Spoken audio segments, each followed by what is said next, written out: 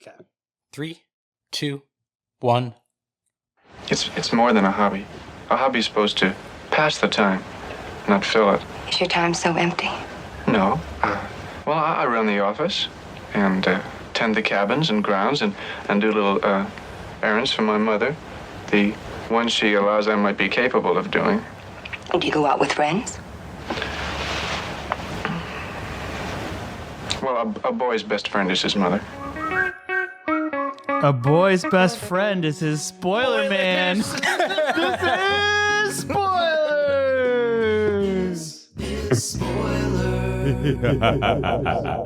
That's the spooky intro. Got that on the soundboard. Stevie looks impressed. Got him.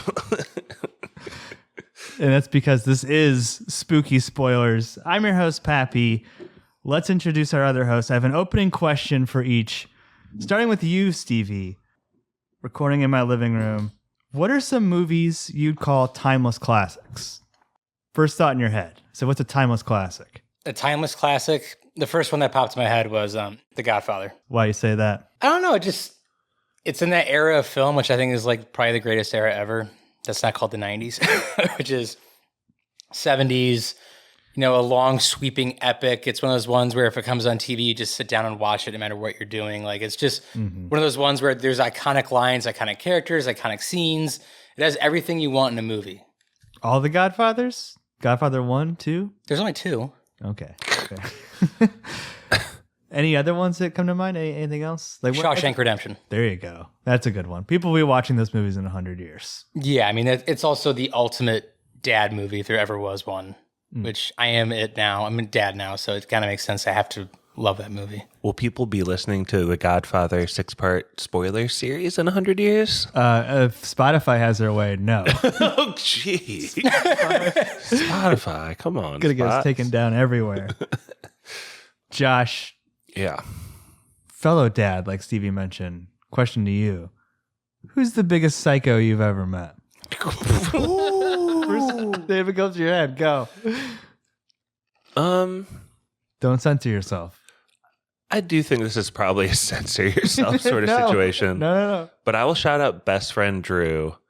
We just realized we had like 2 mutual friends that were like in the same category of people that never seem to actually be listening to what you're saying and are just like waiting to like get in and start telling their shit.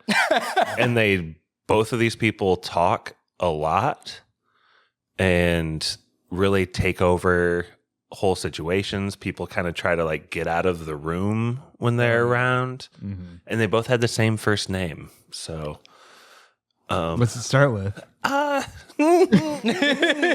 the letter next to it in the alphabet? I'll just say it's really random that me and Drew kind of know these same 2 people separately, even though we've been best friends for so long. But that's all I'll say. Like, do you know the type? Do you feel like you know someone like that? Like, oh yeah, definitely.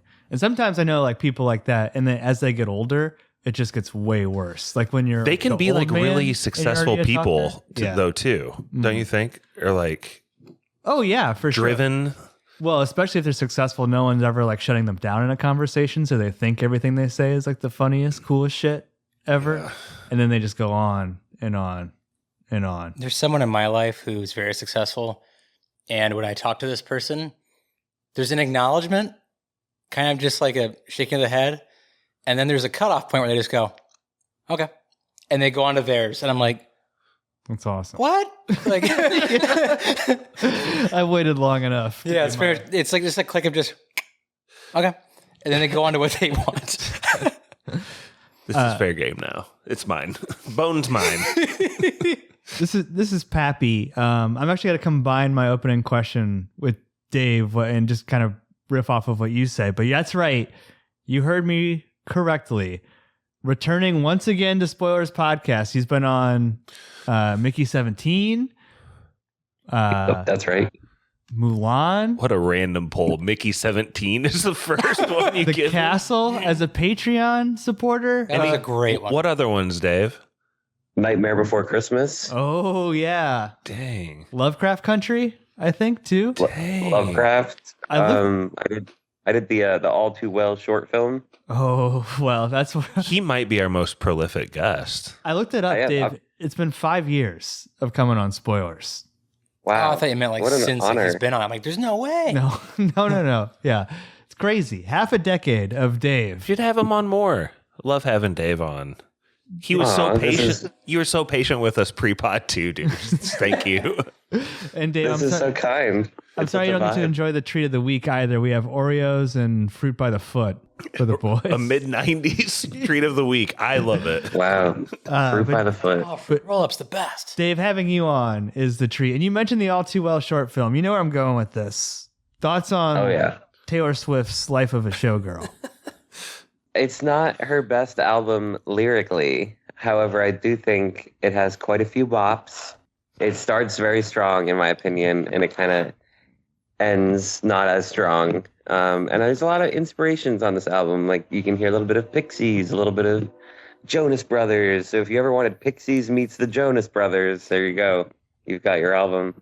I heard that one clip of the Jonas Brothers song that's exactly like Taylor Swift's riff. I might need to actually insert that in post. 'Cause it's the exact Instead, same notes. have you ever seen the riff of, I think it's Joe Jonas playing that guitar solo that everyone memes? No. Oh. It's hard to explain. It's just real funny and bad. Dave, But I'm sure the Jonas Brothers have some musical. I'm not trying to bash them. Opalite is a jam. Yeah, what are your top tracks, dude? Wood is Unhinged. That song is Oh. crazy, dude. That's, Yeah, I can't say I was that interested in Travis Kelce's dick, but you better be know, now. We all learned a lot we all about have our it. muses. Yeah. What was your favorite song? Definitely Opalite, but Ruin the Friendship is sticking out to me a lot as well. I think that one's pretty strong lyrically. It's counteracting what I just said, but still. I was bringing this up pre-pod, Dave, while we waited patiently for Josh to show up. Josh. I'll take the fall, whatever. Come on. Stevie was kind of late, then Pappy unplugged the board and we had to That was reprogram it. not It's the my actual fault. story. They wanted to make fun of my ET statues some more. Like, Dave, get in on this. And the Scarecrow. Dave, I was saying, though, for some reason, we always bring you into these macabre movies and Like All Too Well. yeah, yeah, exactly. Which is not your personality at all. But Alfred Hitchcock's Psycho. Dave, do you like other Alfred Hitchcock movies? I feel like this might be like one of the most famous movies of all time. But are you down with some of his other things? I do love Alfred Hitchcock films. I would say this one probably is not even in my top 3. It is great, and it is his most iconic. But I love Rear Window the most, I would say. I think that's kind of Spoilers episode.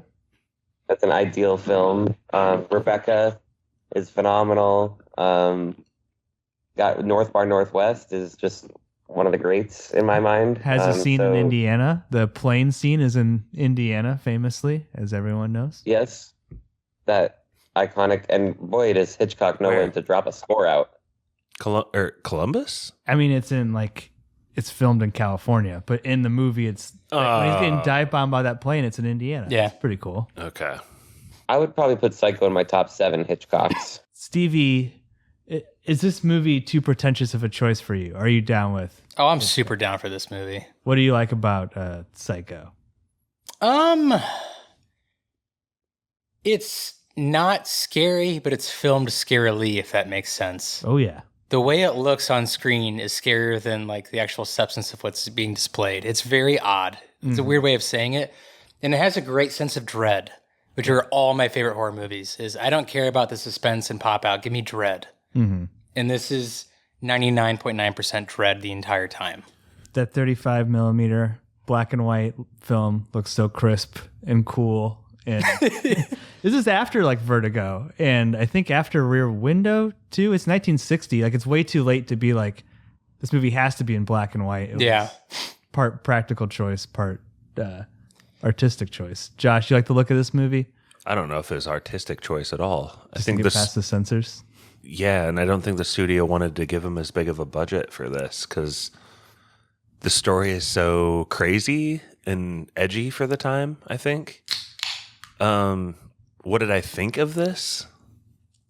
Is that your question? You like the look of it. What do you think about? You're a camera guy. I was doing some research. It's this Mitchell BNC camera. And it was very similar to like the setup to his TV show. They're trying to film it fast and dirty and in black and white. I don't know, man. It looks pretty good. It's framed well. I feel like there's good performances on camera. I don't have like huge camera notes, actually. The lighting is fucking crazy so often, like how Norman Bates will be framed, or like the scene with the shower where it's just like bright white everywhere. Like I felt like happening. The way a shadow hits a character's face. We're looking at the cop right now. Oh yeah. And when he's like waiting across the dealership for her, or like watching, spying on them, you could see like there's a huge light on him there too. So the like some of the lighting is really stark. Like, we want you to look at this, and in black and white, I think you can really get away with that. Mm-hmm. Maybe that is an artistic choice after all, Pappy. My bad. Well, it's like the two things again with Psycho. One, the way it looks, like any Hitchcock movie, looks amazing. But this one in particular, the story structure to me is like one of the main things, right? Where you're following this one character along forever and then she dies. Dave, can you tell us? Quickly. Yeah. Well, I mean, kind of after like an hour, basically. Yeah, so the last half of the movie is no She's not, it's very weird. Yeah. Dave, can you tell us about Janet? Don't call her Vivian Leigh. I guess you'd call her the main character. What strikes you from this opening part? I mean, it's very famously known as the first major, at least, slasher movie. And I think it's often, like, because it's so well known and so attached to the Hitchcock lore, it becomes like this thing that we just know about Hitchcock. But like you were saying, like, this is definitely in the back half of his career. So he's had all these movies leading up to it that are like mysterious and paranoid and suspenseful, obviously. And there's always like, it follows like some sort of crime or some sort of affair, like sex and money. And it's following these, like, this drama basically. So to have it just completely turn with this, like, truly, it's your first time seeing it and you're not that put off by Anthony Perkins, it's a pretty shocking murder. And so it just takes the whole Hitchcock form in a completely different direction from the beginning. We don't know what genre he's in all of a sudden. It's weird, though, because I don't know if you can really watch the movie and be surprised by the shower scene anymore. That's like... It's one of the most famous movie history. And that was kind of my situation rewatching this was...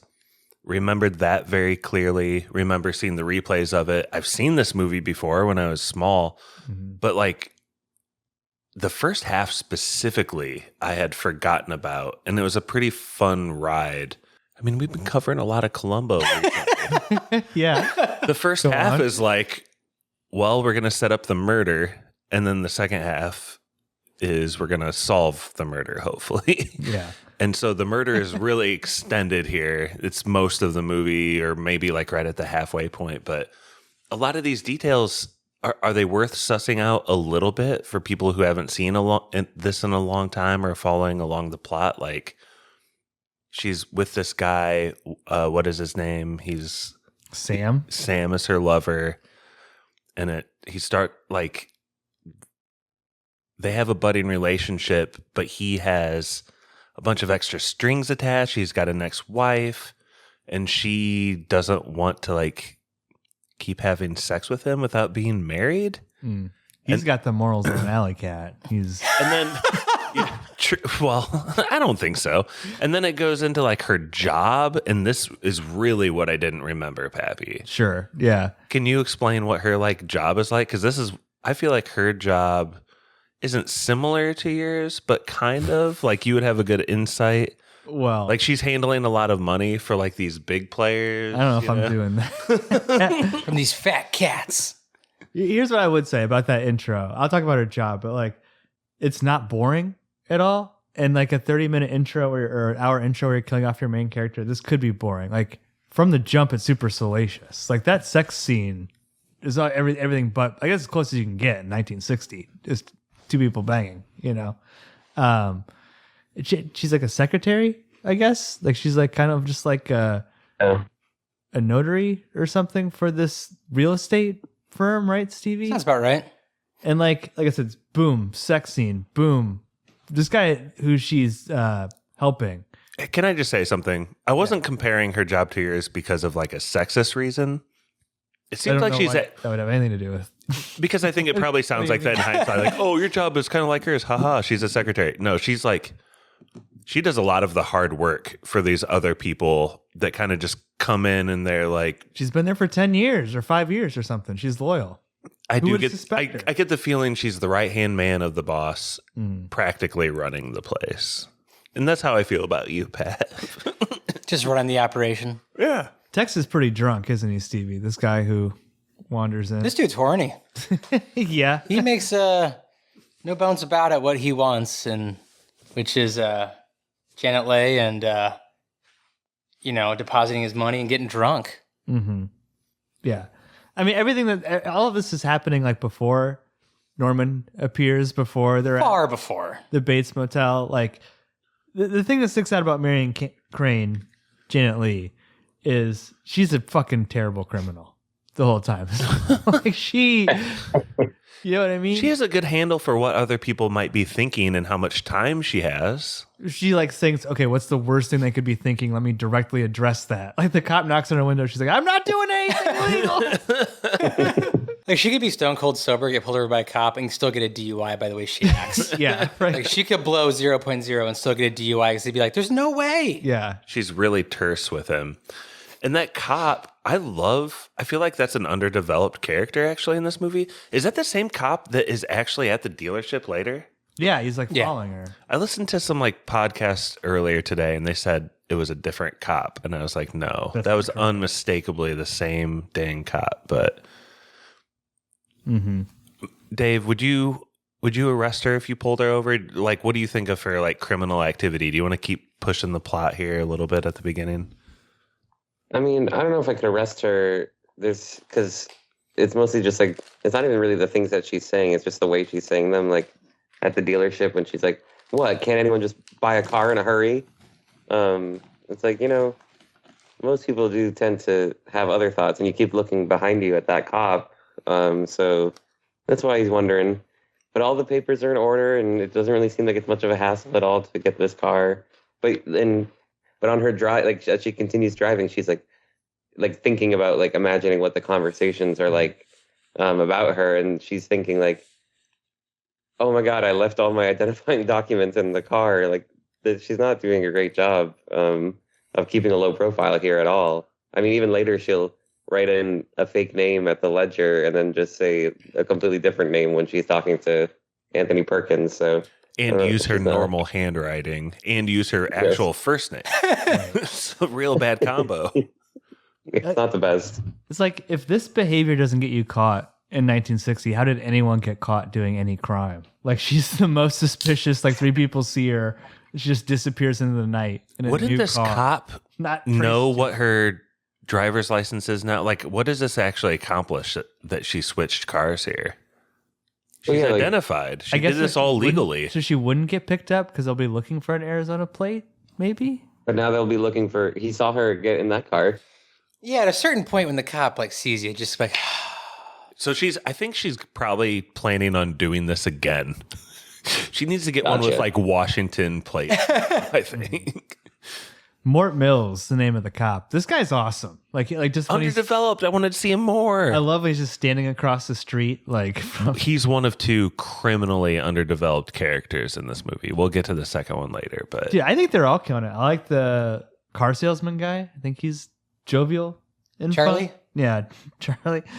Dave, after the car switch, Marion arrives at the Bates Motel. She does. One of the most famous villains in movie history. Dirty night. You have a vacancy? Oh, we have 12 vacancies. 12 cabins, 12 vacancies. They moved away the highway.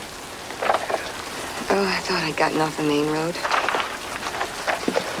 I knew you must have. Nobody ever stops here anymore unless they've done that.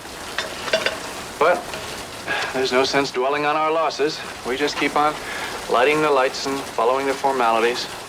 His name is Norman Bates. Mm-hmm. He looks a lot like Vince Vaughn. True. Ooh, 1998 Psycho? I do. Have you guys seen that? I don't want to Yeah. go on too much of a detour here, but have you seen that one? I've never seen it. What a wasted exercise that movie was. I feel like it just passed through my body. Like I didn't enjoy It's scene for scene the same movie. What's the point? Yeah. It's a pointless endeavor. With slightly more ass nudity. And slightly more color. It's crazy to me. That's a real thing. I'll have to check that out. I mean, maybe it's a waste of my life. You don't I have know, to. But maybe at least the trailer. I'll check that and then leave it. But yeah, she goes to the Bates Motel. She meets Norman Bates. Crucially, before she meets Norman, she sees an old woman in the window, and she's expecting that this will be the person who will come check her in. But then it's Norman who comes out and claims that he didn't hear her over the rain.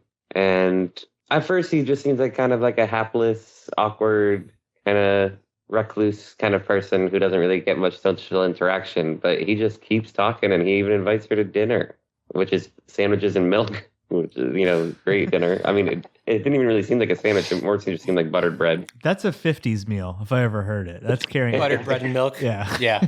A pitcher of milk and white bread sandwich with 3 pieces of bread. Real sociopath food. Josh, would you be picking up bad vibes from Norman right away, or are you charmed? I'd stay here. Yeah. It's great. He is kind of charming in a way. He was like a romantic lead type actor and famously closeted, I guess. So we can maybe get into some of that later too in terms of I think that is maybe the single greatest trick this movie pulls is you love him at first. It's like a meet cute at first, and He looks just like Andrew Garfield. He really does. Yeah. Some of He his reminds me of him, mannerisms too. remind me of Jim Carrey too. Mm-hmm. But he's like a romantic interest legitimately, and every scene is like a half step more towards insanity until like the last scene of the movie where it's just like upside down world. And that's what I think is really cool. Like in hindsight, when you look at the story, like you're like, I got tricked again watching this movie. It's like, come on, it wasn't him. His mom's up there pulling the strings. I was just watching the scene where Marion checks in, and Anthony Perkins is like always moving. He's kind of got this like look at bouncy, smiley, half grin energy. Stevie, thoughts on Anthony Perkins? One, the character of Norman Bates to me is kind of like a pop star musician where like the wardrobe changes and how fast he does it are kind of insane. Yeah. You know what I mean? Like he really has to have some effort to go from mom's clothes to the wig right. to his clothes put away. It's just kind of like it's a show. One of those quick change. Yeah, but like I really enjoy this part of the movie, how like charming Norman is and how just kind of hapless and almost kind of dopey he seems. Right. And Josh is right with like the way they layer this. It's just like every word gets weirder and weirder and weirder. He starts asking some weird questions. And you're also like, the bubbliness leaves his shoulders. Yeah. And he becomes very tense and very That's true. tight and very almost like, I wouldn't say statuesque, but stoic in a way that we didn't see at first. It's just this constant build towards eventually like, hey, what's going on here? It's pretty cool. Well, we mentioned it. Of course, he's both. He's the mom and he's Norman Bates. That'll help part of this discussion. Like Steve, to your point, not just the quick change, the change in voice. Yeah. Can I just address the quick change in Please. wardrobe? Yeah. What Stevie is saying is that when our main character pulls up at Bates Hotel, she rounds the corner, looks up at the house, sees an him old woman. bopping around in the window dressed up as his mom, honks the horn, and then it's go time for him. He like goes in behind the curtain. Whoosh, It's like Cher, man. he whips. It's like a break off costume. And he just sprints down.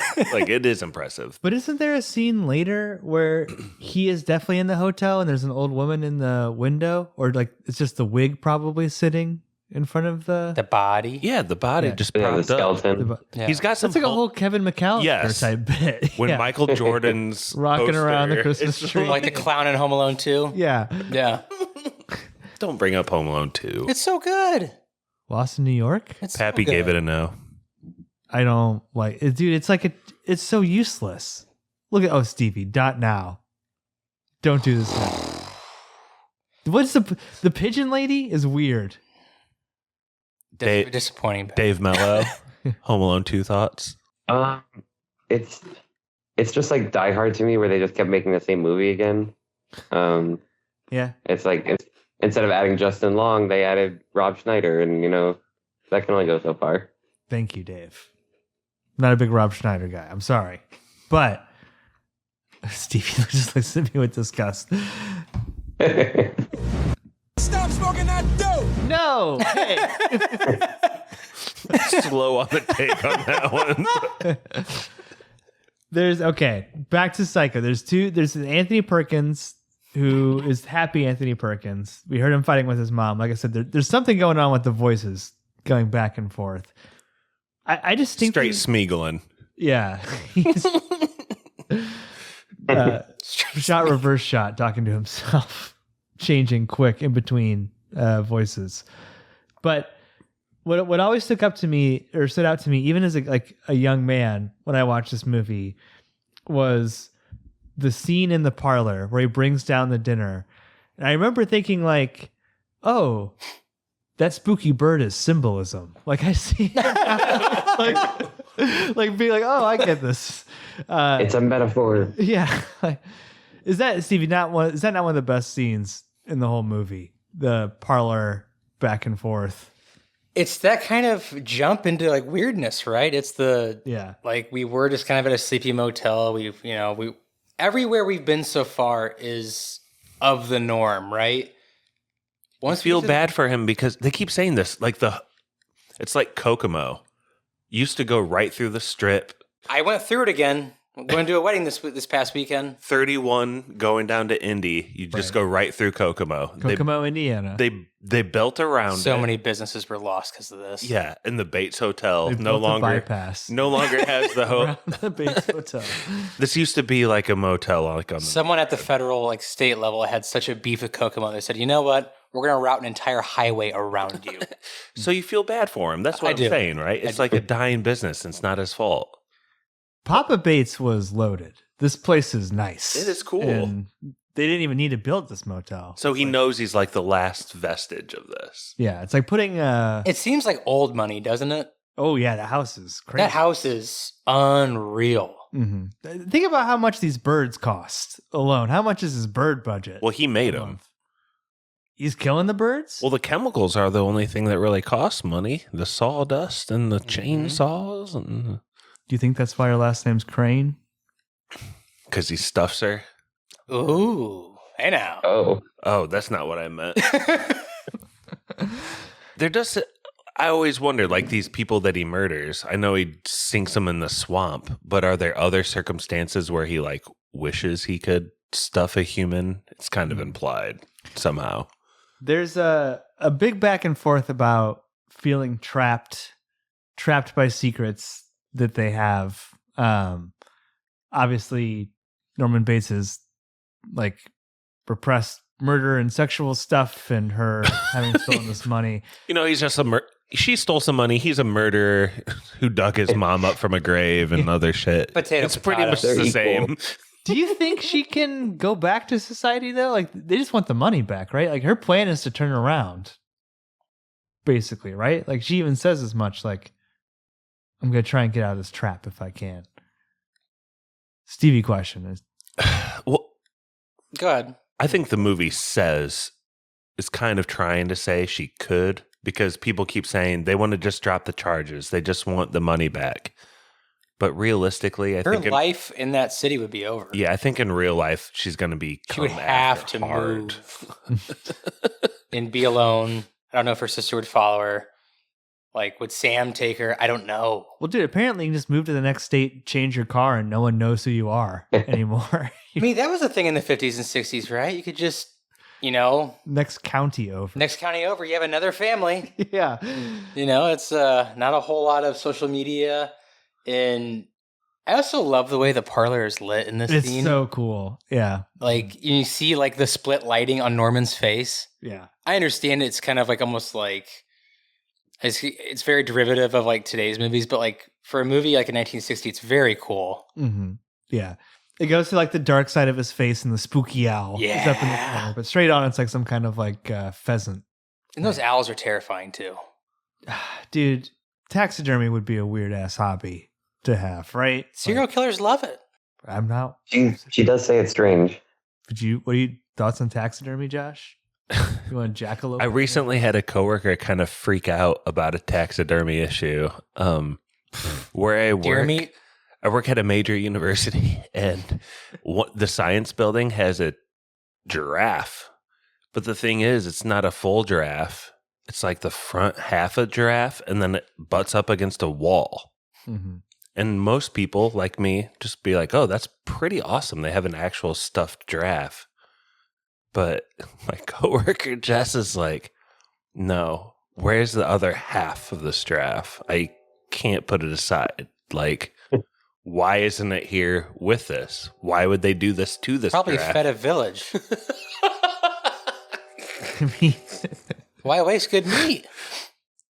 The truth of it is a lot of these like taxidermied things that this university has are from like 80 years ago when that was viewed differently. And they've just kept them maintained because it's like, well, since they're made, we might as well like not waste them, which is actually kind of cool.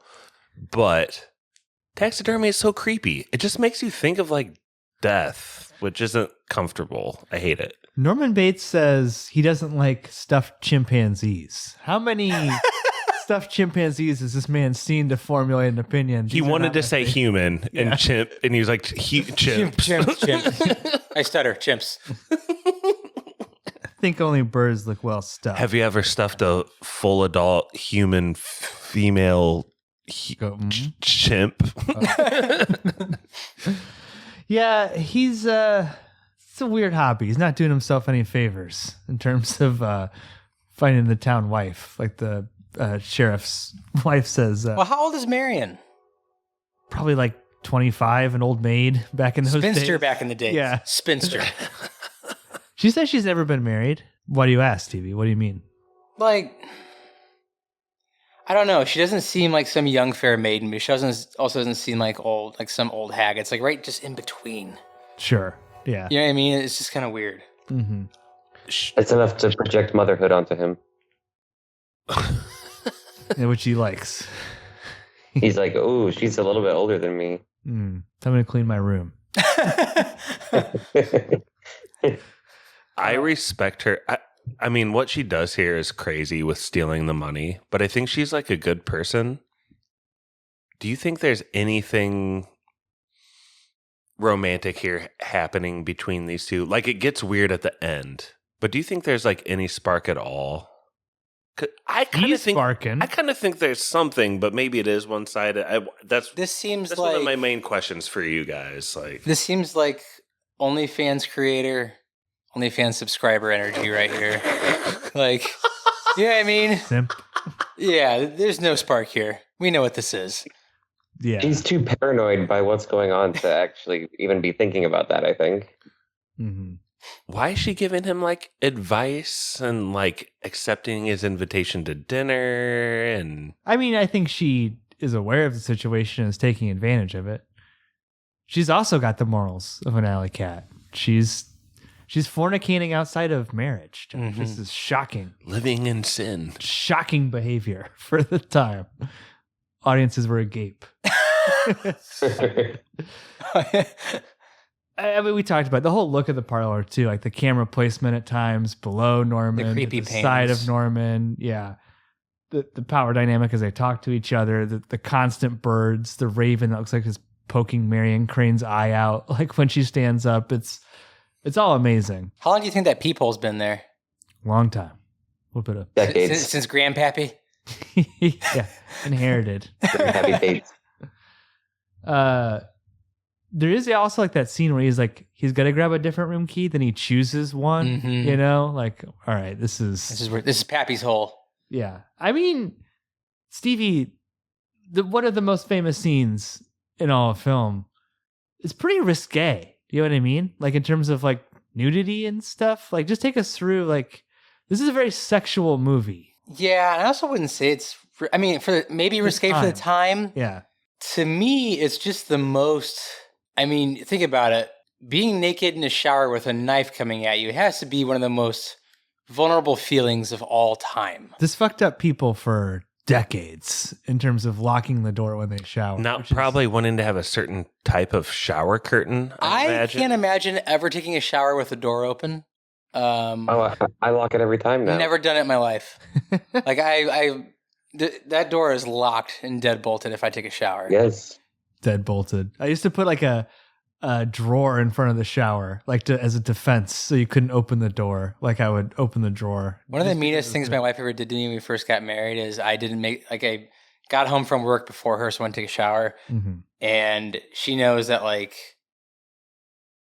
I'm pretty. It's like I don't take good showers. It's just I don't waste time in there, right? Sure, efficient. I'm efficient. Time to go. Good to go. Didn't lock the door. My mistake. My wife is when we first got married.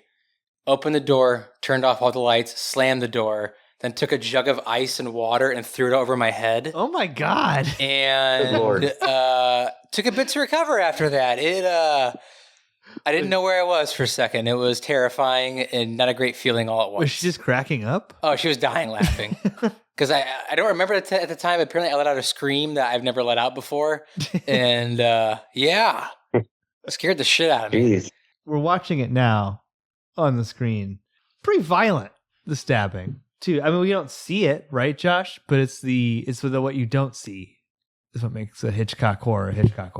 It's weird because after the scene ends, you feel like you've seen a brutal stabbing and you feel like you've seen a lot of nudity. And I don't actually think you've seen either. Are there pause screens where you can see like actual private parts of her? Do you ever see the knife actually entering the skin? No. Mm-mm. So it's just classic, like kind of movie magic making, right? You kind of see everything, but your imagination fills in the details, and it's horrifying. But I imagine it's also just like she's a naked, attractive woman, so I feel like that's like titulating for like old audience or something at this time. Like that's part of Psycho's lore. So it's a naked woman being stabbed. It's not just a human being murdered. It's attractive naked woman being killed. Hitchcock famously submitted the film, got rejected by the censorship boards, said, okay, I'll take out the nudity, because they said that we can see a breast clearly. Didn't change a frame and sent it back a couple of days later, and they approved it. So that's So you can see a breast clearly in this? In my research, no, I did not see a breast. No, I don't think so. I think it's very You're not careful. abreast to this situation? I don't think so. No. I mean, you see some chocolate syrup going down the drain. There's not like a lot of blood for modern movie standards either.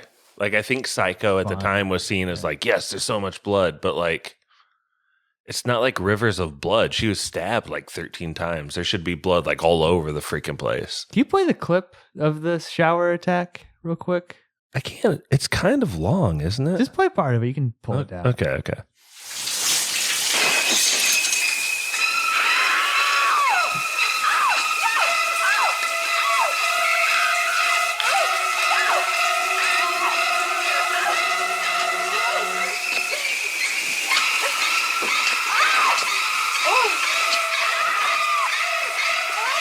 It's a long time. It's a 1960 movie.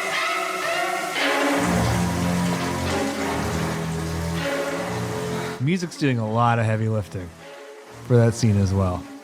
Do you like the score, Stevie? I do. Probably one of the more iconic scores. I mean, especially like in horror movies. It's like this in Halloween, right? Where everyone's like, oh yeah, that's it. Yeah. Like that's it. It reminds me more of Jaws because it's such like a single note. Like dun dun dun dun. Dum dum bum bum. I always love Norman's reactions. Like what? Oh geez, oh God, oh geez, oh God. I was gonna ask Dave this actually, if you don't mind, Pap. Do you think that's like a cheap trick this movie plays on the movie when Norman, we see him alone freaking out about this death and like cleaning up the murder? A cheap trick? I don't think so. I think I don't want to jump ahead too far, but the whole ending monologue and scene really feels the need to maybe almost overcompensate for that idea of was it a cheap trick? So let's over-explain exactly what's going on here so we can understand the twist. But I think it all tracks pretty well on its own, that he literally has split his mind in two and doesn't remember his actions because he's in like a state of psychosis.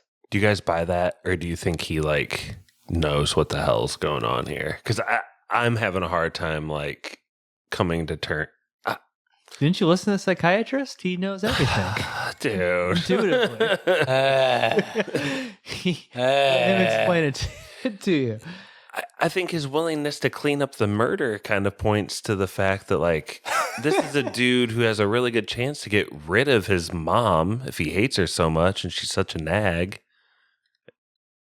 It's like, I don't know. I think somewhere deep down he knows, but I do think he's psychotic, so it's hard to pin him down for it. I think, I mean, more so like whether or not it's a cheap trick that he comes running down. It's impressive filmmaking in terms of like, I think it's like a 7-minute sequence where there's basically no talking, or even like he's just talking to himself. Very methodical. Mom, yeah. And like the shower sequence is well remembered, but this shit is brilliant. You know what I mean? Just like the methodical cleanup, like you said, the pulling it over the shower curtain, the washing the sink out. You know what I mean? Like he washes his hands. And watching the car go down in like the pitch is so cool. Exactly. Awesome. It's so cool. Because it's dragging you along through this. And he has that little smirk at the end of it when it finally like gulps at the end. He's like, yeah, because the car kind of stops for a second. He's like looking like, he's like, oh, it's not going to go down. He's like, yeah, it did. This little smirk like, I know what I'm doing. Dave, though, I guess let me ask you this. When did you first see the movie? Well, the shower scene I had seen just, it was either through cultural absorption or like horror compilations that my dad would watch during Halloween time. And so I was petrified of it. I would not shower if anyone else in the house was sleeping. I had to wait until someone was awake to actually take a shower. And so then I probably actually saw it in full for the first time, because it took me a while to come around to it, maybe like probably 8 years ago or so. And I was like, okay, it's good. And I like Hitchcock, but I've still actually really never truly, like I'll always look away during the shower scene. So I revisited it a couple Halloweens ago, and then I saw it probably for the third time today. And honestly, I think this was the watch I enjoyed it the most. Did you watch the shower scene this time, or did you look away this time? I still look away. I can't. Like I was ready to. I was watching it. I was ready, and then I was like, I just can't do it. It feels like the movie looks away. A little bit. It doesn't really show anything. It's like, I know it's not that bad in the first Home Alone movie when Marv steps on the nail. Like they don't even really show it, but I still have never looked. No, that shit is bad, bro. Don't look at that. Never. I think this is why Psycho impresses me, Stevie, from like a story structure standpoint.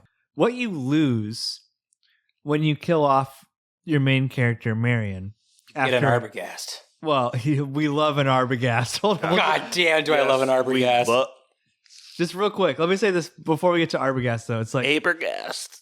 You have to like now reestablish new characters. Yeah. Brand new characters. Like we've spent 50 minutes with her struggle. She has a mini arc in this moment. Like we know why she's doing it.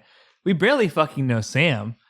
We haven't seen the sister at all. I guess, Steve, anywhere you want to start, Arbogast, the sister Sam, where are we now? Post-murder, post-cleanup? There's something very, I don't know. Arbogast is awesome for one, but also... He's amazing. The detective, Arbogast. Right. We have spent, a good, 10 pumps with Sam in the very beginning, and that's about it. Yeah. We're just meeting, I think, Lila, right? Her sister's name's Lila. And we got Arbogast. nowhere near the murders whatsoever. We were in a hardware store in the middle of bumfuck nowhere. And like you're saying, you have to reestablish the whole movie, but also it doesn't miss a beat because the dialogue is so cool.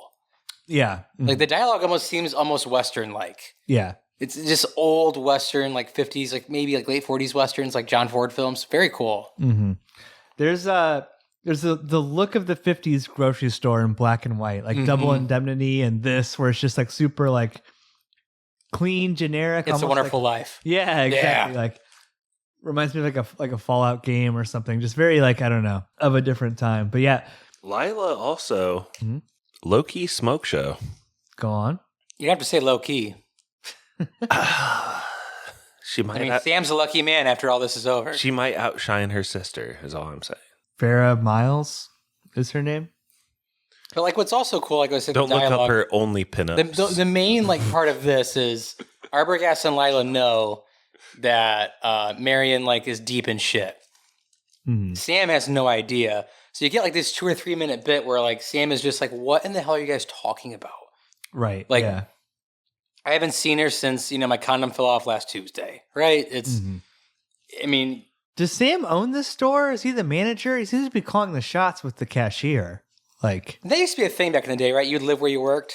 Is he? I think he's doing better than he's letting on to Mary. I think he's just the stalwart, and that looked like some intern college kid, basically. I mean, he was just literally like laying on a cot. Like, I don't think like he had a whole lot to write home about. I think there's something too about Lila. Her and Arbogast are kind of on equal footing as far as like intellect and like being down with the situation. Like she is sharp. Nothing really gets past her in this. She solves it at the end, essentially, right? Yeah. But I mean, she's more sharp than Arbogast. But Arbogast is just a bulldog. He's awesome. Yeah. Dude, don't say he's not sharp. You sound like you're someone judging Columbo when he shows up with a ruffled coat. You're like, oh, you don't have a pencil? You suck as a detective. Just one more thing. You said you haven't had a guest in 2 weeks, but then you said you got a couple here just yet. Buttered sandwiches. Buttered sandwiches. My old Italian grandma used to make butter sandwiches all the time. You wouldn't happen to have a giant swamp out in back, would you? And in that swamp, you're going to find 4 cars and 7 bodies. Was there a Mr. Arbogast who taught at Concord Junior Yes. Tech ed. He, I remember, I think there was a class where he's like, anyone can like stiff arm me in the chest as hard as What? Yeah. This man was nuts. It was like the Houdini trick of like getting punched. It's like, I want to go out on the job. Yeah. It's like challenge the whole class to stiff arm him. Yeah. How does Arbogast's investigation go generally, Stevie? Like I said, very Columbo-esque. Yeah, because he knows he's got his man pretty quick. And we know who the man is. We know who the man is. And they also show that he's done the legwork too. Yeah, it's like he knows. He knows what's going on, and he knows pretty quickly. He's just reading Norman, and he's like looking at his mannerisms. And Norman goes from pretty straight shooter, all shucks type of guy to stuttering pretty quick. That's very Columbo-esque, the psychological warfare. The psychological warfare of like, oh, stutterer, eh? Like, when you get nervous, huh? Oh, you don't remember, but now you do remember. You don't remember seeing her, and all of a sudden you remember it's raining. He knows who he has. Like, he knows something's off right away. He's not just the type of guy who's going to kind of like just punch the numbers, be like, all right, it is what it is. Couldn't find her. No, he knows. No one is good at lying. No, not at all. Like, he is so guilty immediately. Like, goodness gracious. I mean, I'm not a detective. I could have figured that out. He didn't need to put a lot of work into that one. Do you think that's a flaw with the movie, or do you think that's a flaw with just humans? It is actually kind of hard to lie unless you're a sociopath. I don't know. I think it showed that that like these are a lot of really competent people who are just they keep getting taken down by this force that they're underestimating. Like they're like, oh, we can take him. I'll go up to the house alone. Like, no, he will get you. Like, he is just an unpredictable force. Well, and most people are like suspecting some kind of like primal urge to be dictating this guy's like emotions, right? Either it's, oh, he wants to steal $40K to buy his own hotel and like set up his life, or he's plowing Marion, like that's the other theory. Like no one is just, oh, he's just a fucking psycho. He's just killing like for fun. Like that's he's just nuts. And that's how he's being underestimated. I do love the shot of Arbogast when he's like going into the Bates house and it switches to the overhead view. Best part of the whole movie. When he's falling back on the Best stairs. scene of the whole movie is that. Like the weird direct walk. I don't know what the frame rate is or what it is, but it's also the scariest part of the whole movie, which is when, Mother Norman walks left, like into screen. Like it looks really creepy. And I think it's the scariest part of the whole movie. It's this kind of like surreal effect too, right? That you would only have back in the day. Yeah, where it's like weird. Some projection and like he's probably on a chair like flailing his arms or whatever. Like I don't know. It's cool. It is weird. What do you think the actor direction is there though? Because this detective who's clearly in the know, sharp MFer, he's just been stabbed by this dude dressed as his mom. So you got to think as he's falling slowly down these stairs, all of these things are sinking in and all the puzzle pieces are coming together for him. But he's like stabbed. I don't know. It's kind of horrifying, but kind of interesting. It is really cool. I'm sure Hitchcock's direction, I mean, he was notoriously kind to his actors. So I'm sure it was, you're doing great, bud. Keep it up. You're right, though. That blood splatter, too, on his head is pretty gnarly. Like when he gets stabbed in that whole sequence. It just reminded me of the Scatman death in The Shining, the way it's like kind of framed. With like the one man walking into the building alone and a brutal just collapse down of the weapon. I think just how influential Psycho was for so many other horror filmmakers. Do you guys kind of get the sense that like Sam would just be like, all right, Lila, you want to run off together and forget all of this? Like That's how the movie ends. He's kind of like, yeah. He's got her. Well, we do our own thing. I feel like Want to run a hardware store? It's one line away from saying that 40 grand is in that swamp. we could figure out a way to grab that somehow. Well, Lila, you just got to stay here tonight at the hardware store. Nothing we can do. It's canon in the movie that he hadn't been introduced to Lila yet. Like, one of the first dates proposed to him that he wasn't super for was that, what does she say? She's like, come over to my house instead of just sleeping with me in a motel. Come over and we'll have my mom's picture on the mantle and we'll make a steak for 3 with you and me and my sister. Broil a steak. And we'll have a proper family. Dude, a broiled steak would be, you sear it on a pan and then broil it. You don't just broil it. Yeah. It's the 50s. I don't know. Maybe this is timeless man info. You sear it on the pan and then you right? Correct. Write in if we're wrong, spoilers fans, but like I'm more of like a rare, medium rare guy, so I flash it on the pan and call it good. That's what I did this afternoon for lunch. Yeah. Pan steak. I'm gonna have to do that tomorrow.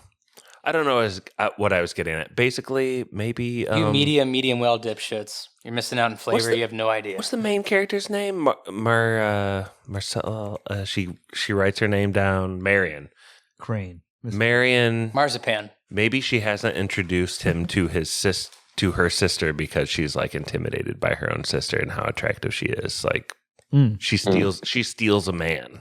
Do you guys think Sam's a good guy? No. You don't think he's a good guy? I told you he has the morals of an alley cat. I think he's a good guy. No way. I think he wants to do something proper for Marion and can't afford it.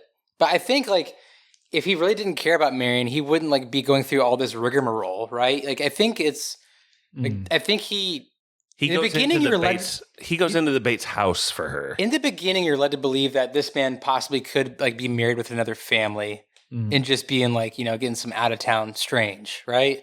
Yeah. Come to find out, like, he was telling the truth, like, hey, I live at the back of a hardware store. Like, I have nothing to give you right now, but when I do, I want to be with you. I think Sam is a good guy.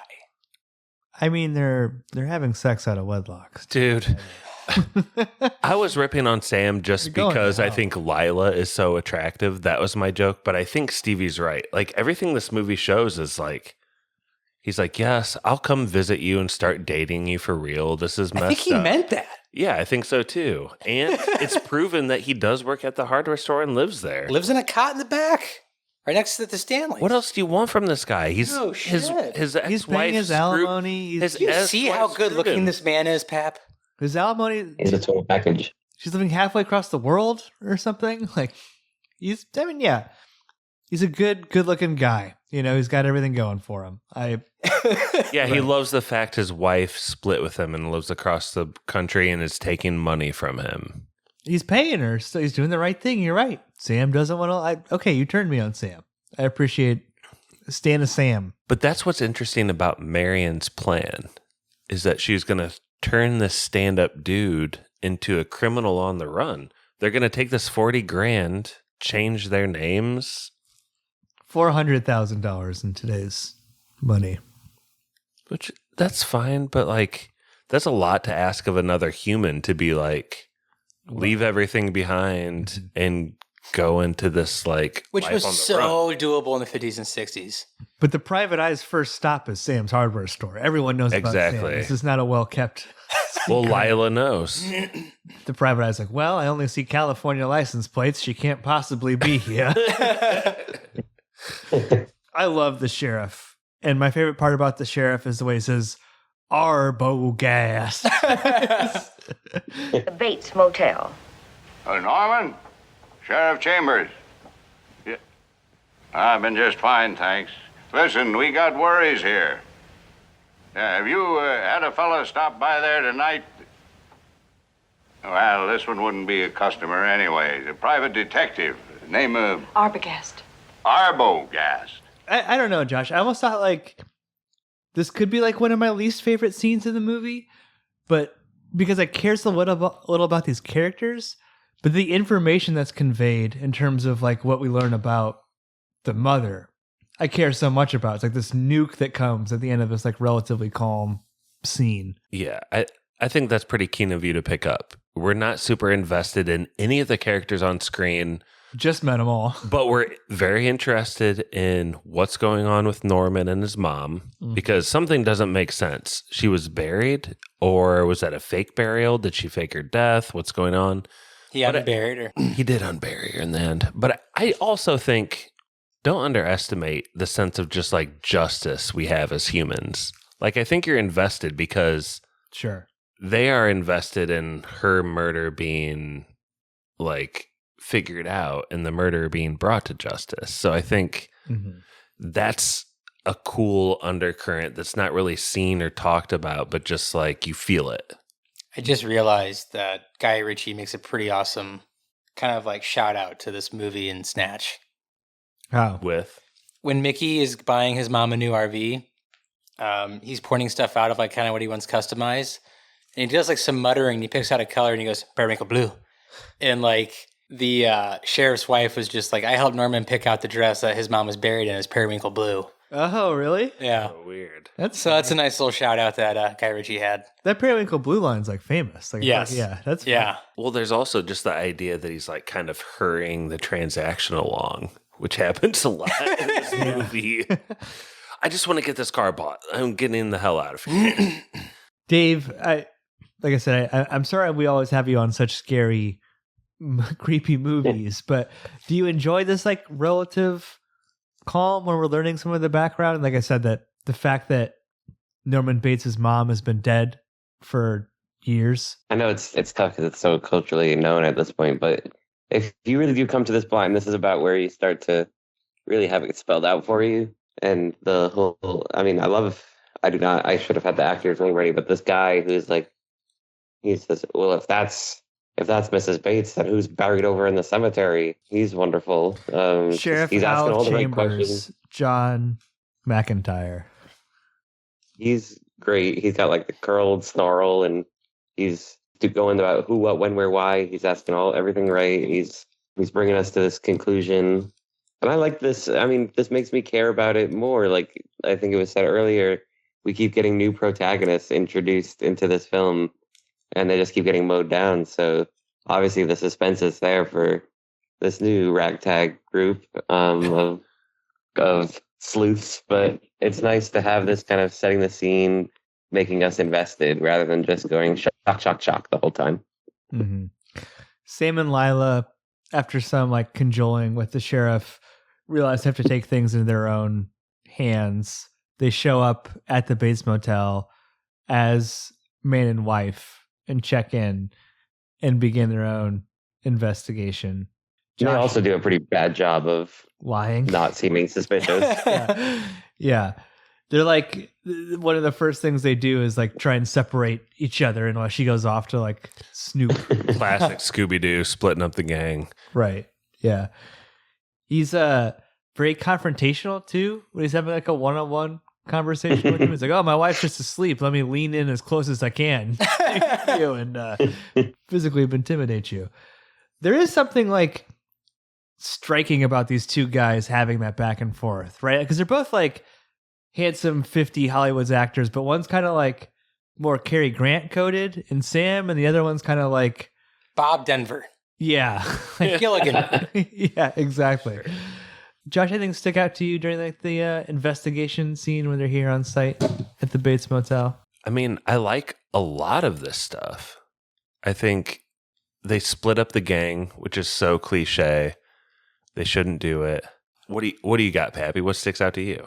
I think her willingness to go into the house. What? I just love that scene in the doorway where literally Bates goes, "Looking for me?" Like, it's just very, you're right, it's confrontational.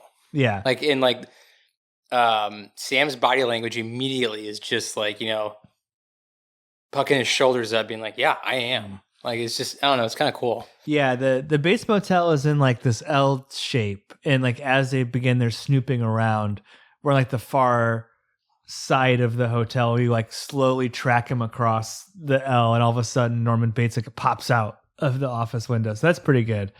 I don't know. I feel like her strat doesn't make a ton of sense because she just needs to talk to the mom to prove that the mom exists. She right? believes that Arbogast got some information from the mom that Norman is trying to protect. So she's completely blind to the fact that the mom is dead. Mm-hmm. And I think she didn't believe the sheriff when he said she's dead. And that's a really cool, I don't think this is a cheap trick. This is a cool trick the movie pulls. And that's actually what I was going to say a second ago. It's like, I found myself doubting the sheriff too. Even though this was not my first watch of the movie, I was just so kind of sucked in. I was like, he doesn't get it. Like, that thought crossed my mind for a second. Just pure storytelling. This sheriff wants to put on appearances and just say that this mom is dead, but he doesn't actually know the full story. Mm-hmm. And see her walking then slowly up the steps to where you think the mom is. It kind of provides like, that's an initial suspense, or what did you call it earlier, Stevie? Like tension? No, dread. Only to realize there's layers to this dread. The mom is in the house, but it's not what you think. It's pretty scary. That's the scariest part of the movie. Norman Bates's room, how it's all... The mom is in the house, but it's not what you think. That's scary as hell. Mm-hmm. That's crazy. Stevie, were you shocked? Do you remember the first time that you saw the mummified mom turn around? Yeah, because that's like... I knew about Ed Gein before I had watched Psycho. Mm-hmm. And I'd never really made the connection until I saw... Ed Gein? Uh-huh. That's who Norman's based off of. Serial killer from Wisconsin. Why don't you fill us in? Ed Gein was a serial killer from Wisconsin who was really beaten down by a domineering mom. Oh. And later in his life became a grave robber. Not only became a grave robber, became kind of like a let's make a table out of human remains type deal, to the point of let's kill. Seems excessive. let's kill and start wearing people's like skin type stuff. Like I'm a fan of that. a lot of pop culture serial killer lore is based off Ed Gein. So when I saw, dug up mommy in a chair, I was like, oh shit. Is that where we get like the stereotype of the domineering mom from? Yep. Is that? Yep. Yeah. I remember we rented this from the library. Like the first time I saw it, I think I was in like 7th or 8th grade. I remember my mom saying at the end of the movie, they always blame the mother. Shout out Nurse Stacy. That sounds like such a Nurse Stacy thing to say. On the Princess Bride That's episode. awesome. Always blame the mother. Do you think that's true, Dave? Or is there like a Oedipus Rex, Oedipus Rex sort of situation here? Like a little of both? I feel my read of it is that she was maybe a little strict, but overall perfectly within the average range of motherhood. But he was just a crazy person who got really attached to her and like refused to leave. And then as soon as she like met someone else and started paying attention to someone else, that snapped him. That's my read on it, that she was like just kind of normal and he was just, that's just his way. That's just his way of being. The way that the mom swings around in the chair is so iconic. It's got this little bounce at the end too when it swings around. She knocks over the light bulb. This has always bothered me though. The way Sam and Norman wrestle, like I feel like Norman has more of a chance here. He kind of like crashes out a little bit. And He's having an inner fight. Okay. Yeah, that makes sense. There's a fight between Norman and mom. And that's why he's pulling off the clothes, Pappy. And that's why his See face more is of like him. contorting the way it is. There's a fight between mom and Norman going on, not just Sam. I see. So One of the scariest moments in the movie, though, is when Marion's going, or Lila's going through the house, and she opens up the kids' room, and it's like, this is where he stays every night with his corpse mother in the other room, waking up every day, listening to these records, pretending he's like 12 again, and him and his mom are having this like relationship of old. Like that, that's deeply disturbing. Oh yeah. And it's just shown through like a couple shots, and it's in there. Was the record something like Beethoven erotica or something like that? Something super weird. Oedipus Rex remux. Yeah. We mentioned sort of that explanation of what happens. Can you play the clip of the psychiatrist? Because I want to hear this first before Do I have to? Yeah, just play it real quick. This is like if spoilers were a clip, but okay. Now, to understand it the way I understood it, hearing it from the mother, that is, from the mother half of Norman's mind, you have to go back 10 years to the time when Norman murdered his mother and her lover. Now, he was already dangerously disturbed, had been ever since his father died. His mother was a clinging, demanding woman. And for years, the two of them lived as if there was no one else in the world. Then she met a man. That's it. That's all. Then she met a man. Oh, it goes on further. Well, it goes That's on a my long problem. time. This dude, like, a movie does not need to spell this much out at the end. And maybe that's a common notion for like the modern era, but like come on, really? Psycho is regarded as one of the best movies of all time. It's on every list of best movies of all time. It is up until this last 2 minutes. This last 2 minutes is bad. It's real bad. It gives way too much away. All of the momentum is sucked out of it. It feels like it doesn't trust its audience. There's nothing to talk about on the way home. Yeah. Honey, what did you think it meant when... Well, the guy at the end, it clearly said what it meant. Yeah. Like, I mean, I do find it interesting that they make a distinction between what they refer to as like a transvestite. That oh, no, he wasn't. He was crazy on a different level. It's almost like I'm kind of glad they said that in a way, you know? It's like, well, listen, no, this is a different thing. He's a murderous person. Has nothing to do with that. I don't know, weirdly progressive for the time. I don't know. It's the worst part of the movie, though, right, Stevie? Just the eye roll. My eyeballs almost fell out of my head. Just, I mean, like I was literally waiting for like Rod Sterling to show up and hear like the Twilight Zone music come on, and him just be like, Norman Bates was never there to begin with. Like it's so dumb.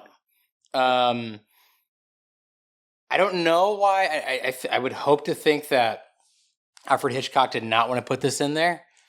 Someone forced him to. Like a studio head was like, "You got to explain this shit."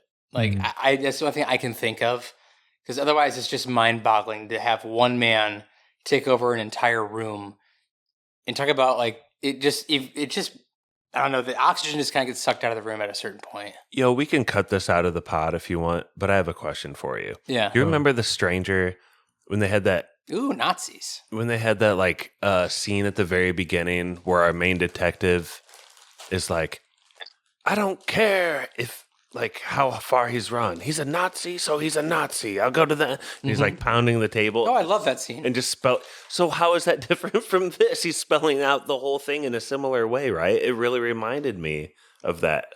Is that at the beginning when he does that? It's at, and that's what I was going to say. Once at the beginning, That's it. Yeah, that's it. That's it, fam. You would like this at the beginning. No. But I don't need this man who I have never met talk for 8 straight minutes. It's too long. It's so long. Like, if he just would have been like, if he would have put his hand on Lila's shoulder and would have just been like, Norman was never there to begin with, and just walked away, like, oh shit. Then he could have gone to the zoom on Norman's face. Yeah. Like, okay, that makes a little more sense. The problem is, like, yeah, the scene with Norman looks amazing and is amazing with him, like, in the psych ward. Yeah, in that face and everything. So you need a bridge to get there. Like, he didn't have any other kind of out. So it's like you have this.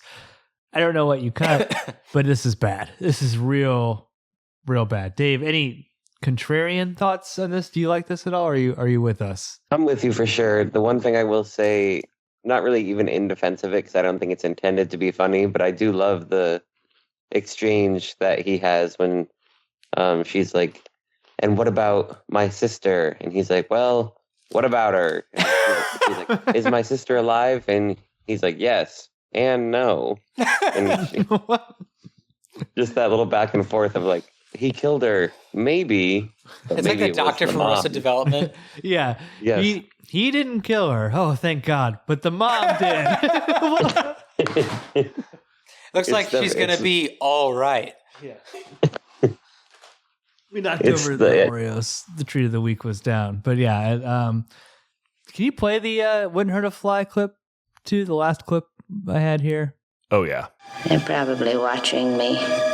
Well, let them see what kind of a person I am. I'm not even going to swat that fly.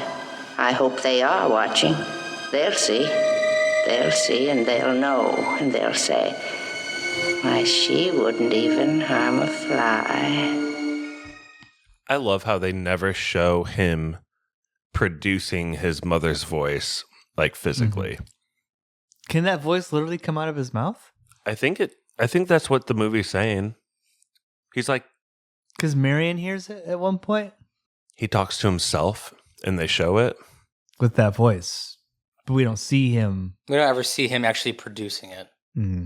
I think a lesser movie shows him doing an impression of his mom. And this is just like, it's hiding that impression from you in a way and just actually playing like a woman's voice. Mm-hmm. It's cool. I like it. There's no ambiguity in the ending. Like, it's driving home. Yes, he literally is crazy. And he has the voice of his mom, which I kind of... He's thinking as her. And he's got like a Nosferatu thing going on, just like, your mother, she wants this for you. That's all I had in terms of the plot of Psycho. The last shot is like they're getting them. You keep the money. They're recovering the car. The $490,000 is returned to the rich, sexist capitalist guy. And Tex Richmond. Everything's good. Yeah. Justice is served. I do love how like this woman is murdered. Multiple people are buried in the swamp, but it's like the movie is pretty clear that the $40,000 pushes along the plot. Like, this is the reason people... Hey, remember this? Hey, we got it. There is one great part where, like, Norman has the $40,000 in the... like, wrapped up in some newspaper, and he doesn't know it. And, like, Hitchcock is just using that, like, fantastic. Yeah. We're all just like, ah! You know, and he does... Grab it! The dramatic irony. You guys have any other final thoughts? I do have some, but if you guys had any, Dave. So was the mom pretending to be Norman? Is that what that movie's trying to say? Like supernaturally? No, I remember when like he literally at the end, the psychiatrist is like, Norman's gone.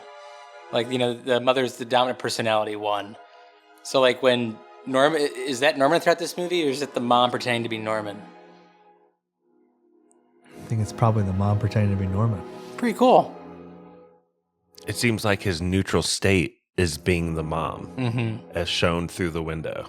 The psychiatrist says that, right? Like he was never fully Norman, but he was sometimes fully the mom.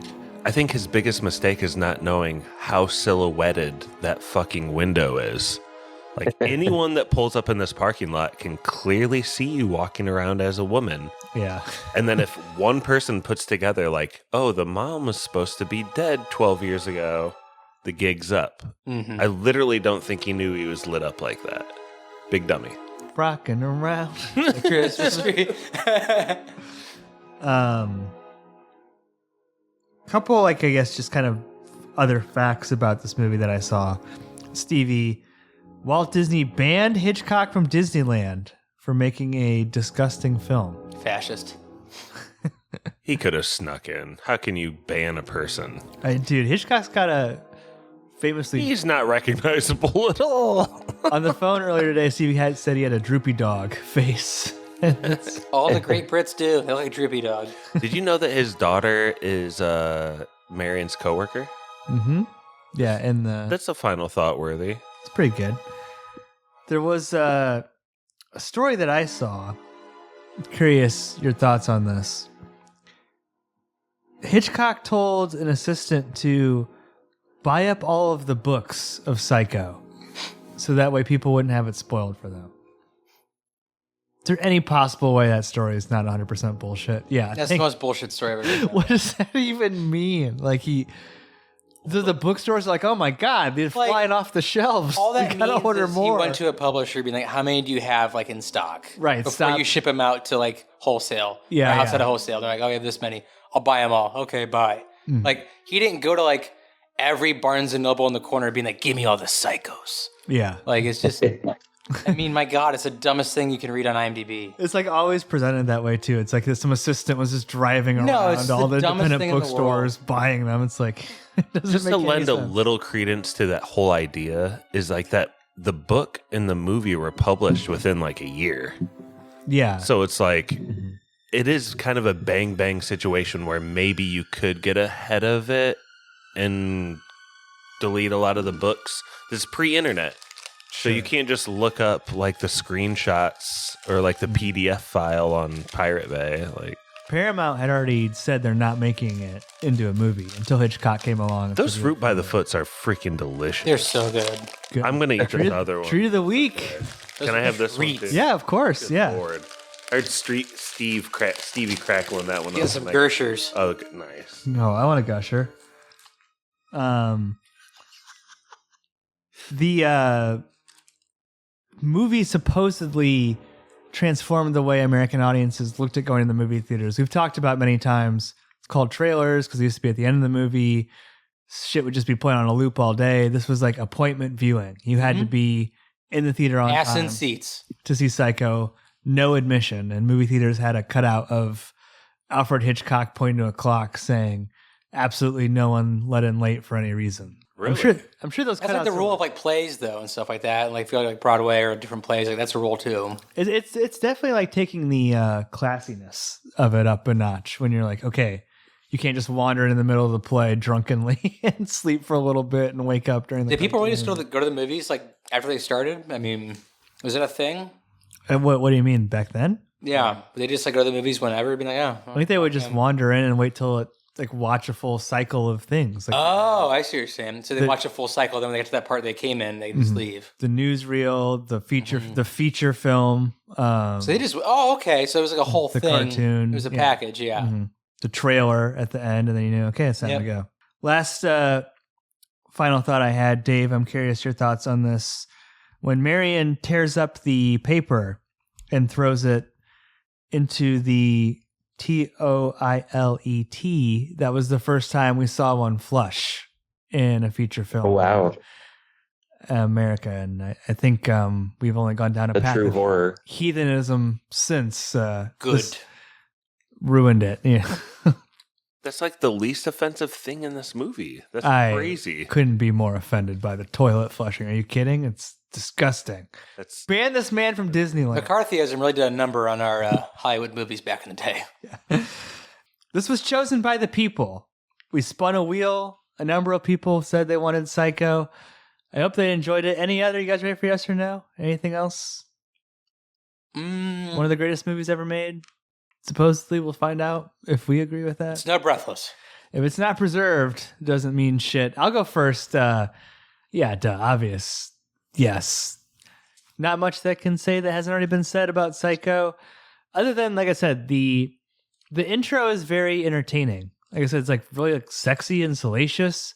And you have someone like who's wasted, like that Tex. What'd you call him? Tex. I would call all rich old guys Tex Richmond. Tex Richmond. It's from the Muppets. Tex Richmond shows up and is kind of sexist, and I don't know. There's just a lot happening within that first 30 minutes. Then it crescendos into like one of the most famous movie scenes of all time. It's incomprehensible to imagine what it would be like to take in this movie with no context. Like there are few people who ever walked this earth who got to do that, and like I don't think anybody ever can ever again until like maybe another 100, 200 years because it's so ingrained in pop culture. But yeah, yes, and probably like a good intro to slasher movies because it's not really that gory actually or violent or anything. Let's go counterclockwise. Josh? This is Josh from Goshen sitting in Pappy's living room. Mm-hmm.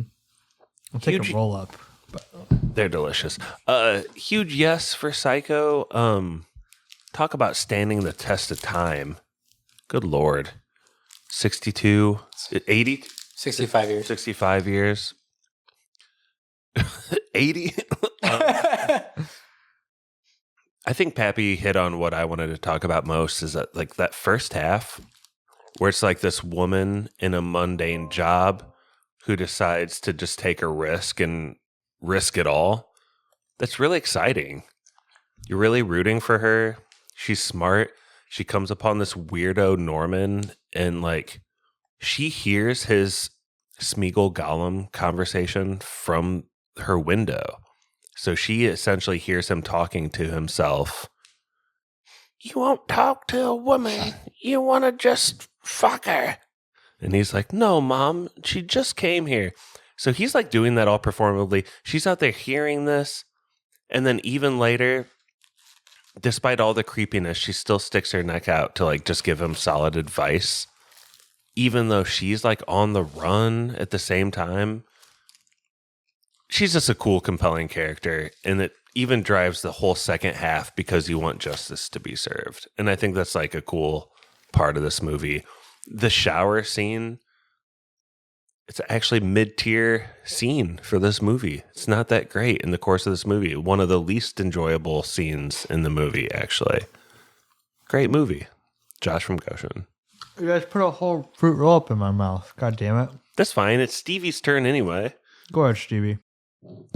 This is like a hard yes. I mean, one of like the all-time great horror movies. It's iconic. It does stand the test of time. Part of me wishes that the mom would have gone in and calling, what's her name, Mary? Marion? Yeah, Marion I Crane? wish she would have called like Marion a little bit more of a horror. Just like a Jezebel or being like, saying the words like, do what you need to do with her and broom her fast. I don't know. The mom's voice cracks me up. Like it's a funny part of the movie. I know it's not supposed to be, but it makes me laugh. What I think stands out the most of this movie beyond anything, whether it's the acting, lighting, cinematography, story, is the music. Oh yeah. The music is second to none. I mean, 10 out of 10. It is taking a movie that, it's great on its own, but elevates this movie so much higher with its presence.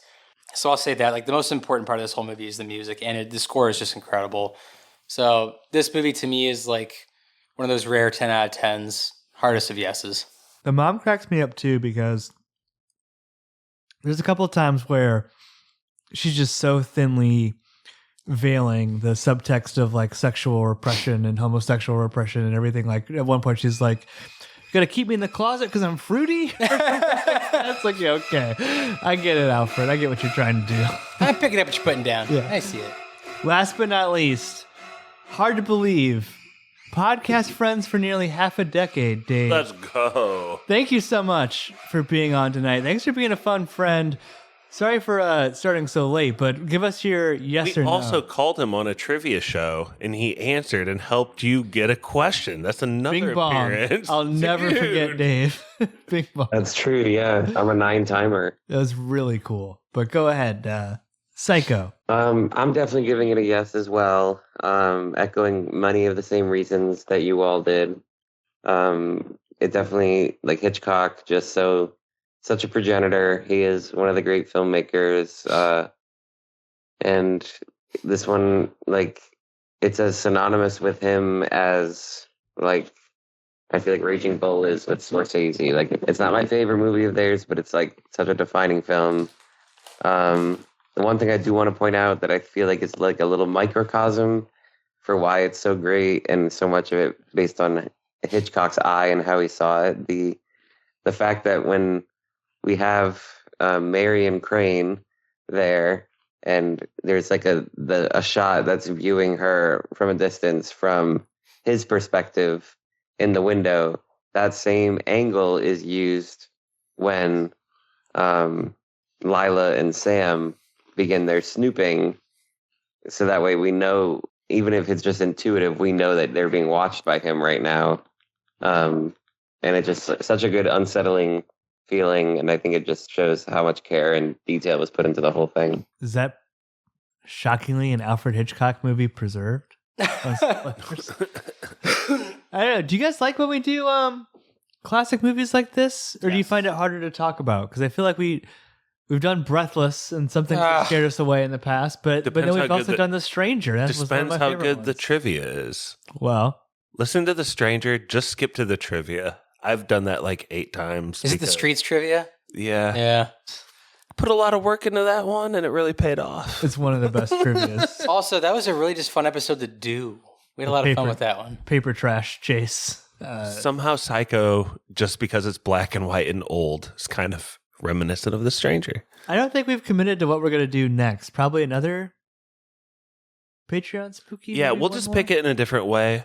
Yeah. And Off air? We will return to the spinner. We just had some technical difficulties. We don't have an eraser or marker this week, so we're going to have to choose a different way off air. That's okay. But you can replace that one name with Sister Jen. We'll do that. That Which sounds name? like a good choice. You know which one. Well, are you Don't talking be about so afraid. Dave? Don't be coy. You want to replace Dave because we chose him? He's got to be replaced off the board now. I think that's bullcrap. I want Dave to be on possibly 2 in a row. Dave, is there anything that you would like to spoil? Dude, let's roll it. Roll it. What? Let's do the spinner. Hold on. We'll Okay. replace the one for Sister Jen. Yeah. Let's do it.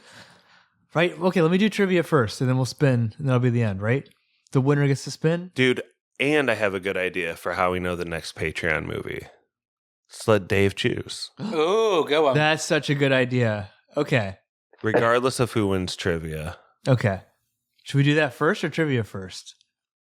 I think Dave chooses the movie last. All right, I like that. So Maybe you should like send him over the choices, like that top 10 choice list, just so he has a little heads up. So let me read out the trivia, then I'll pull that up and send it over to you, Dave, real quick. But we're going to do a closest to, and it would be extremely helpful if you guys could keep track of what you say for me. And we're going to maybe have to calculate this on the fly. But oh yeah, you can choose between, now only one person can pick each, a pound of steak, 24 ounces of chocolate syrup, or a gallon of milk. What was the cost in 1960? So you get to pick which item. This is an unbroiled steak. This is a pound of raw steak.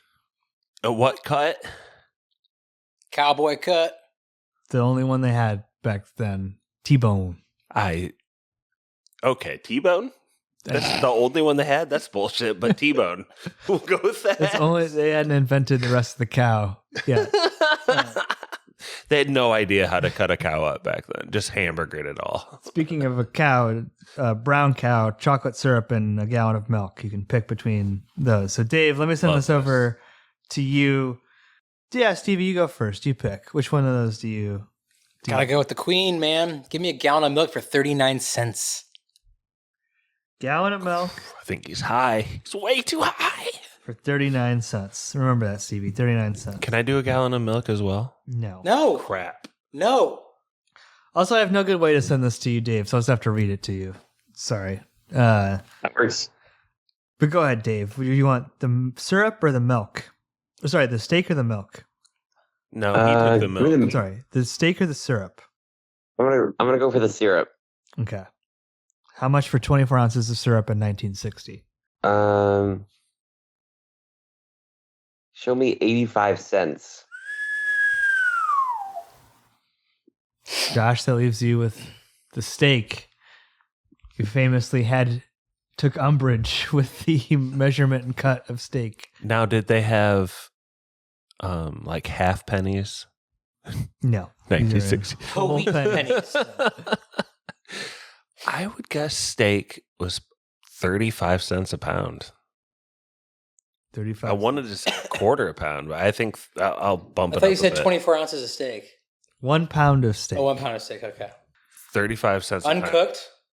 Not broiled, correct. Raw steak. By the way, I'll just tell you, 1 pound of steak was $1.04. You're off by like 70 cents. What cut? T-bone. He's lying. Dave, what did you say for chocolate syrup? 24 ounces? You said 89 cents? Right? 85, I think. 85 cents. You were closer than Josh. 33 cents, though. A steal back Damn. in the day. Dang. Wow. Can you imagine? I'd have so much chocolate syrup. You already do. I know. It's on the counter. But Stevie, you said a gallon of milk. Queen number 39 cents. Actual retail cost of milk 49 cents. Oh, he undershot it? Wow. So not only did not go overbid, you were the closest, only off by 10 cents. We have failed as a country if, we were at 49 cents and now we're like $5. So let me say this. Dave, the choices would be Young Frankenstein, Rocky Horror Picture Show, The Shining, 28 Days Later, 28 Years Later, Tremors, Pet Sematary, Splice. While you think about that, Steve, do you have any hot take? Or Lost Boys? This isn't the hot take time. Yeah. This is the time to roll that spinner to see who guest hosts. Stevie, roll it. I knocked over this thing. Exactly. Yeah. You will unplug the board. Yeah. All right, I'm going. Okay. Can I do my usual, Mm-hmm. Yeah, do a good spin. get a good spin on there? So Stevie is spinning a wheel of friends. Dave, thanks again for being on. Is there anything you want to plug, by the way, while this spins? It just spins for like a second. Okay. Let him plug in a second. Yes. It's a good spin. Holy moly. Film Dylan. Let's go. Fellow Virginia friend, Film Dylan. Dave, you have anything you want to plug, by the way? Your essays were excellent in terms of your top movies of all time. I really enjoyed those. Thank you. Yeah, I guess that would be the big thing if people want to read about. I wrote 150 essays about 150 movies, ranking them based on my favorite. So that's all up on Medium. Just look for Dave Wheelrout. You'll find all of it. Stevie, did you have a hot take that you wanted to say? Yeah, I'm out here to talk to the uncultured swine that didn't like 28 Years Later. Oh. That movie's a banger. And I'm really looking forward to 28 Years Later at the Bone Temple coming out in January. I think it was just a very, very different movie than what people expected. And I thought it was directed very well. So I'm looking forward to it. Dave, last but not least, what movie do you think we should do next? I can repeat the list of it all. You could freestyle off the list, I guess, if you wanted. But just to recap, Lost Boys, Young Frankenstein, Rocky Horror, The Shining, 28 Days, Years, Tremors, Pet Sematary, Spy, Psycho. Any of those stand out to you? We already did Psycho, but... Well, The Shining is my favorite horror movie of all time, so I'd love to hear you guys talk about that. But I feel also like Young Frankenstein would make for a good episode. That's maybe a little bit off the... Like, I feel like The Shining is probably very well-trod territory, but... Well, since it's going to be Film Dylan next week, maybe you save The Shining for potential return to the podcast. That would be fun. Dave on The Shining someday. Keep up with the spooky movies. Yes. I love that. Is Yeah, there go for Young Frankenstein. All right. Well, Young Frankenstein then? I get, yeah, it makes sense to me. I love it. Sick. Dave, is there anything you'd want to spoil someday that we should keep in mind? Just, we did the castle with you. We've done so many fun things with you. Wow, another one. Something not scary that you would want to do someday? I do feel like I'm quite capable of waxing poetic about 51st dates. Yes. Stevie says Adam Sandler's never made a bad movie. In Hawaii. That's true. That's the truest thing about Hollywood. Well, I look forward to that day when we can have Dave Wilroot on 51st Dates. Look for him on Medium. Thank you for looking for us on all of the platforms. Spoiler Man will tell you about which ones you can find us. Yeah, Stevie did a hot take. Didn't you already? Yeah. 28 years later. It's about 28 years later. Yeah. The internet's super divided over it, so I just don't like it. I just want to make sure you got your whole shot. Yeah. My bad. Speaking of shot, take your shot, Spoiler Man. Special thank you to our patrons: Matt Troll, Brother Brian, Druid King, Nick, The Meg, Nurse Stacy, The Wolf,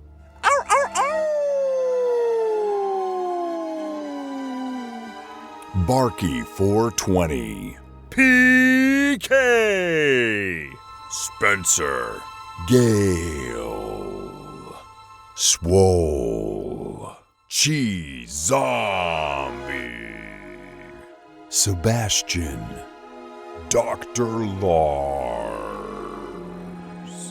Stone Cold Austin, Nephew Quinn, Best Friend Drew, Shatty Daddy, Jimmy the Cricket, Optimus E, the Ayatollah of Rock and Rolla, Derbs, Teddy Ruxpin. If you'd like to request an episode, hear your name read by Spoiler Man, or even just help us make podcasts, please check us out on patreon.com/spoilerspodcast. Be sure to check out Corey's podcast, Big Dumb Movie. Our email is podcastspoilers@gmail.com. Josh Hensley from the Rutabaga wrote our theme song. Please support this podcast by leaving us an iTunes review.